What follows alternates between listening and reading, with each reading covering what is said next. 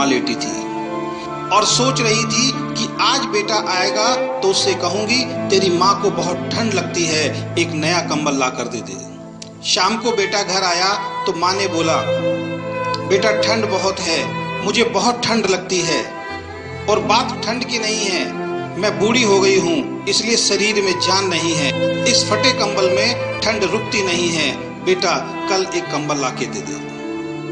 बेटा गुस्से से बोला, इस महीने घर के राशन में और बच्चे के एडमिशन में बहुत खर्चा हो गया है, पोते को स्कूल में एडमिशन कराना है, कुछ पैसे हैं लेकिन उस बच्चे का स्वेटर लाना है, तुम्हारी बहू के लिए एक शॉल लाना है, तुम तो घर में ही रहती हो, सहन कर सकती हो, हमें बाहर काम करने के लिए जाना होता है। सिर्फ 2 महीने की सर्दी निकाल लो, अगली सर्दी में देखेंगे।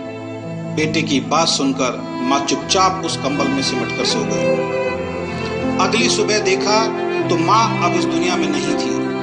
बेटे ने सबको खबर दी कि माँ अब दुनिया में नहीं है। सब रिश्तेदार, दोस्त, पड़ोसी इकट्ठे हो गए। बेटे ने माँ की अंतिम यात्रा में कोई कमी नहीं छोड़ी थी। माँ की बहुत बढ़िया अर्थी सजाई थी, बहुत महंगा शॉल माँ को उड़ाया था। सारी दुनिया अंतिम संस्कार देखकर कह रही थी, हमें भी हर जन्म में भगवान ऐसा ही बेटा मिले।